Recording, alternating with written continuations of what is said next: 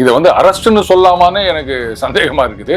ஏன்னா இன்றைக்குள் விடுவிக்க வேண்டும் அப்படின்னு நீதிமன்றம் உத்தரவு கொடுத்திருக்கின்றார்கள். கைது அப்படின்னா கொஞ்ச நேரமாவது உள்ள உட்கார வைப்பாங்க இல்லையா? இன்றைக்குள் விடுவிக்கப்பட வேண்டும் அப்படின்னா ராத்திரி 12 மணி வரைக்கும் அப்படின்னு கூட வச்சுக்கலாம். சனாதன தர்மத்துல நம்பிக்கை இருந்ததுன்னு சொன்னா சூரியன் மறையும் போதே இது பாருங்க இன்னைக்கு நாள் முடிஞ்சிச்சு அப்படின்னு கேட்கலாம். ஆனா நாம தான் வந்து சனாதன தர்மத்தை ஒழிக்கணும்னு சொல்லினுக்கிறோம்ல. இந்த நேரத்துல திமுகவுக்கு ஒரு பர்பஸை கொடுத்துட்டாங்க தாவேகா. இப்ப பாருங்க, அப்படியே இந்த வடிவேலு சொல்ற மாதிரி தான் ஒன்று குடிட்டாங்க ஐயா அப்படின்ற மாதிரி திமுகவினர் அப்படியே வந்து க்ளோசிங் த ரேங்க்ஸ். இப்ப முன்னாள் முதலமைச்சர் கரெக்டா காய் நகர்த்த ஆரம்பிச்சிட்டார். காவிரி பிரச்சனையை தீர்த்து வைக்க நமக்கு தண்ணி வாங்கி கொடுக்க வக்குல நீங்க வந்து இந்த மாதிரி பண்ணினுக்கிறீங்களா அப்படின்னு கேட்கிறார். இப்போ தேவையில்லாம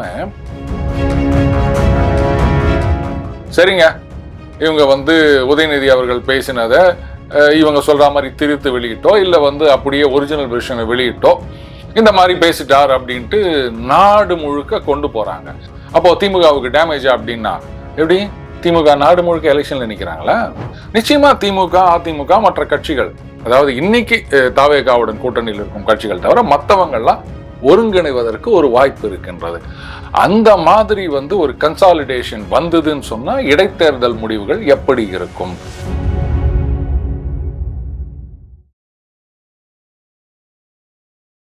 இளையபாரத நேயர்களுக்கு வணக்கம். இன்னைக்கு நம்ம நேர்களில் நம்ம சிறப்பு விருந்தினர் ஜம்பவான் நம்ம ஜம்பவான் அருண் சார் தான் நம்ம நினைஞ்சிருக்காரு. சார் வணக்கம் சார். வணக்கம் விக்ரம் சார். இப்போ உதயநிதி ஸ்டாலின் அவர்களை வந்து கைது பண்ணிட்டாங்க. கைது பண்ணி இப்போ தஞ்சாவூர் கூட்டிட்டு போயிட்டு இருக்காங்க.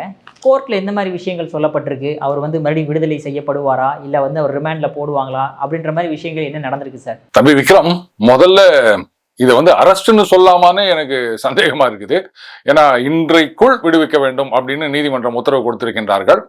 கைது அப்படின்னா கொஞ்ச நேரமாவது உள்ள உட்கார வைப்பாங்க இல்லையா? இப்போ வந்து இங்கேருந்து தஞ்சாவூர் கொண்டு போறாங்க, அங்க வந்து விசாரணைக்காக அழைத்து செல்கிறார்கள், அவ்வளவுதான். இது அரெஸ்ட் எல்லாம் அப்படி நம்ம எடுத்துக்க முடியாது.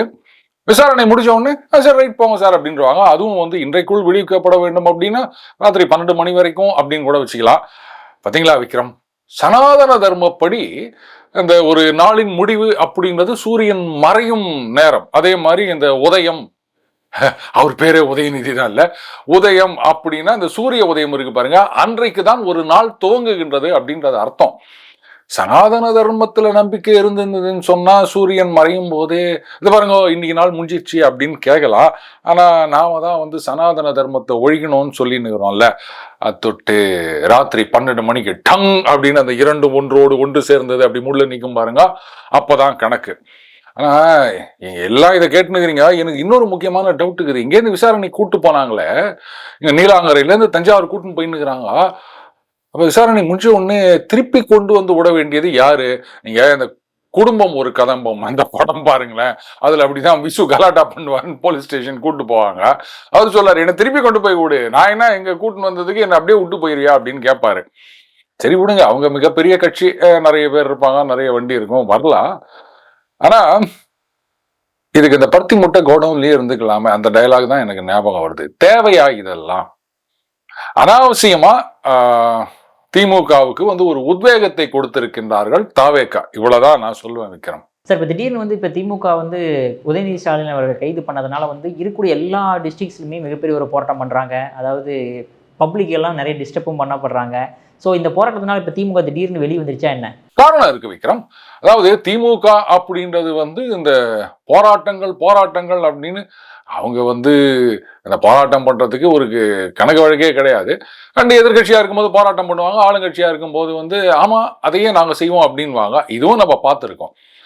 இன்றைக்கு வந்து திமுக கிட்டத்தட்ட ஒன்றும் இல்லை அப்படின்ற ஒரு நிலைமைக்கு போய் கொண்டிருக்கின்றது. ஏன்னா கூட்டணி கட்சிகள் எல்லாம் வந்து அந்த பக்கம் போயிட்டாங்க. இவங்க வேற வந்து அந்த பார்ட்டி ஃபண்டை நாங்கள் நோண்ட போகிறோம், இந்த டாஸ்மாகில் இதை பண்ணுறோம் அதை பண்ணுறோம், இது வரைக்கும் முன்னாடி கொடுத்த இந்த டெண்டரு அதெல்லாம் கேன்சல் பண்ணுறோம், அதெல்லாம் விசாரணை பண்ண போகிறோம், இப்படிலாம் வேற சொல்லி நிற்கிறாங்க ஆளுங்கட்சி. இந்த நேரத்தில் அது மட்டும் இல்லை, அவங்க முக்கிய நிர்வாகிகள், மூத்த நிர்வாகிகள், அவங்க வாரிசுகள்லாம் வேற தாவேகா பக்கம் போய் சேர்ந்து நிற்கிறாங்க அப்படின்றத நம்ம பார்க்குறோம். இந்த நேரத்தில் திமுகவுக்கு ஒரு பர்பஸை கொடுத்துட்டாங்க தாவேகா. இப்ப பாருங்க, அப்படியே இந்த வடிவேலு சொல்ற மாதிரி தான் ஒன்று குடிட்டாங்க ஐயா அப்படின்ற மாதிரி திமுகவினர் அப்படியே வந்து க்ளோசிங் த ரேங்க்ஸ். ஒன்றிணைந்து விட்டார்கள் பாத்தீங்களா? அதுலயும் இன்னைக்கு வந்து அவரை கைது செய்வதுன்றது கூட முடியாம போயிடுச்சு. அந்த செக்ஷன் எல்லாம் பாருங்களேன், கொஞ்சம் உங்களுக்கே ஓவரா தெரியல. ஏன்னா இப்படியெல்லாம், அதாவது செக்ஷன் இருக்கு அப்படின்றதுக்காக எல்லாத்தையும் எடுத்து போட்டுறக்கூடாதுங்க. ஒரு வேளை கைது பண்ணலாம், விசாரிக்கலாம், ஒரு வாரம் உள்ள இருக்க வச்சுக்கலான்னு கூட கோர்ட்டு தீர்ப்பு வந்திருந்ததுனாலும் இவங்க என்ன சாதிச்சிருப்பாங்க? இந்த செக்ஷன்ஸ் எல்லாம் சஸ்டெயின் பண்ண முடியுமா? எல்லாத்துக்கும் மேல நான் ஏன் தேவையில்லைன்னு சொன்னேன்னா, நாளைக்கே வந்து ஒரு ஊழல் வழக்குல கைது செய்யறாங்க அப்படின்னு வச்சுக்கோங்களேன். அப்ப என்ன ஆகும்? இதுவும் இந்த மாதிரி வந்து அரசியல் பழிவாங்கும் நடவடிக்கை. சும்மா ஆனா ஒரு பொய் கேஸ் போட்டு அவங்களுக்கு வந்து இவர் எப்படியாவது அரெஸ்ட் பண்ணணும், அதுக்காகத்தான் வந்து இவங்க இது மாதிரி பண்ணிட்டு இருக்காங்க. இந்த இம்ப்ரெஷன் தானே கிரியேட் ஆகும். எல்லாத்துக்கும் மேல அவர் பேசினது அந்த விவசாயிகளுக்கான அந்த கூட்டத்துல அவர் பேசியிருக்காருங்க. இப்ப என்ன போச்சு, அந்த பக்கம் பாத்தீங்கன்னா காவிரியோட நீர்பிடிப்பு பகுதிகள் எல்லாம் வந்து பயங்கர மழை பெஞ்சு அணையெல்லாம் ரொம்பி 3500 கன அடி விடமாட்டோம்னு சொன்னவங்க இன்னைக்கு வந்து 27,000 கன அடி தண்ணி விட்டுருக்காங்க. சரி, ரைட்டு, மேட்டூருக்கு தண்ணி வந்துச்சு அப்படின்னு சொன்னா இவங்க திறந்து விட்டாங்கன்னா விவசாயிகள்லாம் வந்து விவசாயத்தை பார்க்க போயிருவாங்க. ஆனா இப்ப அந்த விவசாயிகள் கூட்டத்துல இந்த மாதிரி எதையோ ஒண்ணு பேசி அதுக்காக நீங்க அரெஸ்ட் பண்றீங்க அப்படின்னு சொல்லும் போது, இப்ப முன்னாள் முதலமைச்சர் கரெக்டா காய் நகர்த்த ஆரம்பிச்சிட்டார்.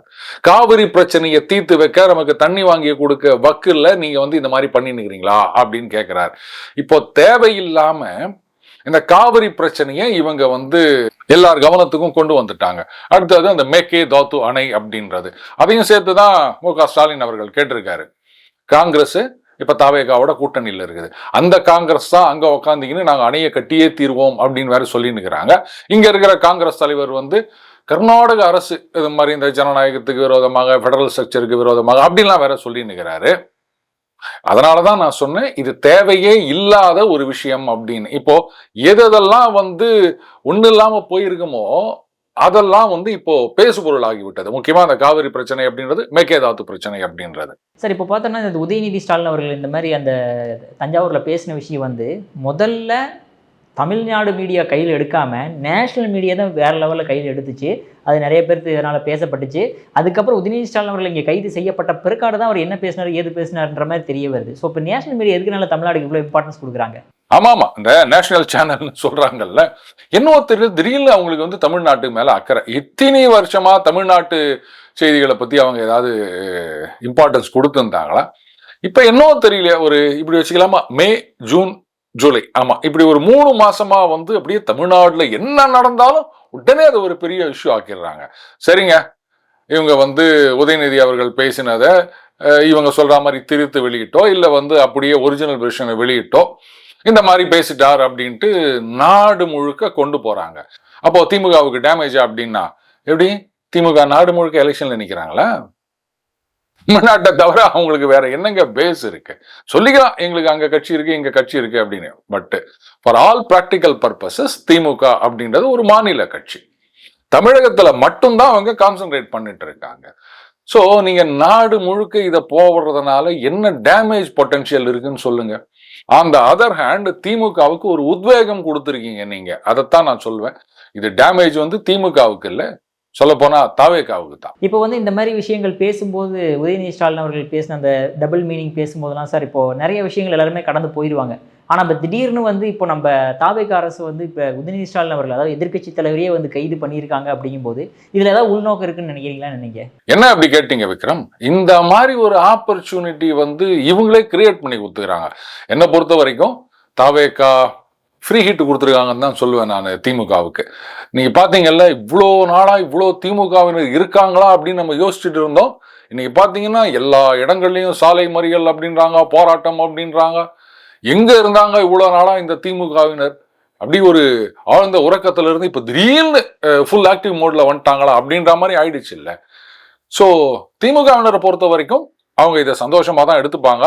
சொல்ல போனா அந்த கோர்ட்டு தீர்ப்பு வந்த உடனே அறிவாலயத்துல லட்டா ஏதோ ஸ்வீட்டு, நான் கூட வந்து வெளில போயிட்டு வீட்டுக்குள்ள நுழையும் போது அந்த ஸ்வீட்டு கொடுக்கறத மட்டும்தான் பார்த்தேன். கோர்ட்டு தீர்ப்பு நான் பார்க்கலங்க. டிவியில் பார்த்தோன்னே என்னங்க இது, இவர் அரெஸ்ட் ஆறாரு, அதுக்கு போய் லட்டு கொடுக்குறாங்க அப்படின்னும் போது தான் அதுக்கப்புறம் கீழே ஸ்க்ரோல் ஓடுது, இன்றைக்குள் விடுவிக்க வேண்டும் அப்படின்னு கோர்ட்டு உத்தரவு. அதுக்கப்புறம் முதல் நாள் முதலமைச்சர் அவருடைய அந்த அறிக்கை அதெல்லாம் பார்த்தேன் நான்.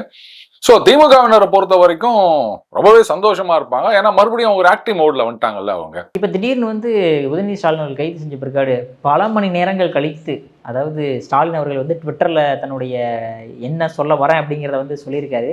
அதில் ஒரு விஷயம் பார்க்க முடியுது என்ன அப்படின்னு பார்த்தீங்க அப்படின்னா, ஸ்டாலின் அவர்கள் அதாவது தாவேக அரசுக்கு வந்து இந்த கோர்ட்டு கொடுத்த தீர்ப்பு வந்து மிகப்பெரிய ஒரு அடி, விழுந்த அடி அப்படின்ற மாதிரி சொல்லியிருக்காரு. இது வந்து பாசிசம் தாவேகா அப்படின்ற மாதிரி ஒரு விமர்சனமும் வச்சிருக்காரு சார். அது எப்படி பார்க்குறீங்க நீங்கள்? சரியான கேள்வி விக்ரம். இன்ஃபேக்ட் இது வந்து ஒரு மிகப்பெரிய டேமேஜ் பொட்டன்ஷியல் கூட உருவாக்கலாம் அப்படின்னு நினைக்கிறேன். ஏன்னா இந்த பாசிசம் அப்படின்னு ஆரம்பிச்சிட்டாருங்க முன்னாள் முதலமைச்சர். இந்த பாசிச முயற்சிக்கு கிடைத்த அடி அப்படின்னு வேற சொல்லியிருக்காரு கோர்ட்டு தீர்ப்பை. ஏற்கனவே அதிமுகலேருந்து அங்க போனவங்கள்லாம் அந்த எம்எல்ஏ பதவியை ரிசைன் பண்ணிட்டு போனவங்களை பொறுத்த வரைக்கும் இந்த இடைத்தேர்தல் தள்ளி போயிடுச்சு, இப்ப என்ன ஆகுமோ அப்படின்ற ஒரு ஒன்றும் தெரியாத நிலைமையில இருக்காங்க. மற்றபடி எம்எல்ஏ இல்லாத மற்ற நிர்வாகிகள் போனவங்களுக்கெல்லாம் வந்து நிறைய செய்திகள் நம்ம பார்க்குறோம்ல, என்னங்க இன்னும் எதுவும் பதவியே கிடைக்கல, இங்கே வந்து ஒன்றும் எல்லாம் போயிடுவோம் போல இருக்கே அப்படின்னு நிறைய பேர் ஃபீல் பண்ணிட்டு இருக்காங்க. ஸோ இந்த நிலைமையில இடைத்தேர்தல் அது எப்போ நடந்தாலுமே மேபி அதிமுக, திமுக, பாஜக அவங்க வந்தானே வரட்டா என்னன்றீங்களா, சரி இருக்கட்டும் கூட சேர்த்து வச்சுப்போம், இவங்கெல்லாம் வந்து ஒரு அண்டர்ஸ்டாண்டிங்கோட ரைட்டு இந்த 2 தொகுதி நீங்க நிறுத்திக்கங்க, அந்த 2 தொகுதி நாங்க நிறுத்திக்கிறோம், இப்படி ஒன்று வருவதற்கு வாய்ப்பு இருக்கின்றது. ஏன்னா இன்றைக்கு திமுகவுக்கு நடப்பது நாளைக்கு வந்து அதிமுகவினருக்கு நடக்காது அப்படின்னு சொல்ல முடியுமா? அரசியல்வாதிகள் எல்லாத்தையும் தான் யோசிப்பாங்க. ஒருவேளை அதிமுக வந்து தவேகாவுடன் இணைந்து விட்டது அப்படின்னா ஓகே, ஆனா அது வந்து முழுசா இணைகிறதுன்றது நடக்காது.